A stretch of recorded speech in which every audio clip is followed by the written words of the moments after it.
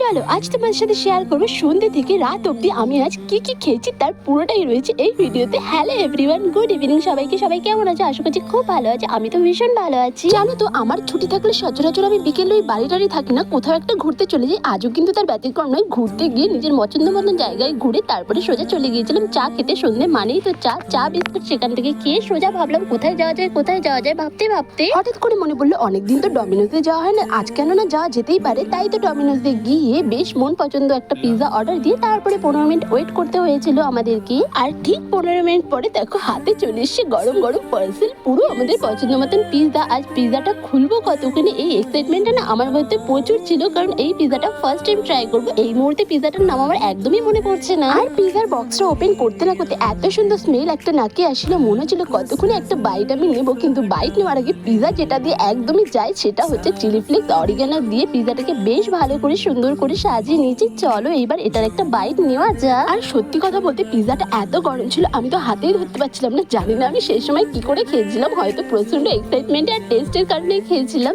যাই হোক চলো পিৎজাটার প্রত্যেকটা বাইট আর পিৎজাটা সত্যি খুবই টেস্টি আর ইয়ামি ছিল। আচ্ছা তোমাদেরও কি পিৎজা আমার মতন ভালো লাগে কিনা সেটা জানিও। আমার ভালো লাগে না এটাও যেমন ভুল, তেমন ভালো লাগে এটাও ভুল। আমি মোটামুটি সব খাবারই পছন্দ করি, সেটা নিজের লিমিট অনুযায়ী। যাই হোক পিৎজাটা বেশ টেস্টি ছিল। ডমিনোজ থেকে তো পিৎজা খাওয়া কমপ্লিট করে বাইরে বেরিয়েছিলাম। মনে পড়লো ঠান্ডা বা ডেজার্ট টাইপের কিছু পেলে ভালো হতো। তাই তো হাতের সামনে ছিল মিয়ামরি, চলে গিয়েছিল মিয়ামরি। আর মিয়ামরি ঢুকেই দেখতে না দেখতে চোখে পড়লো নতুন আইটেমটা, যেটার নাম ছিল কেসের ফিরনি। এটা কিন্তু আমি মিয়ামরি ফার্স্ট টাইম দেখেছি, আমিও ফার্স্ট টাইম ট্রাই করছি। খেতে বেশ অসাধারণ ছিল।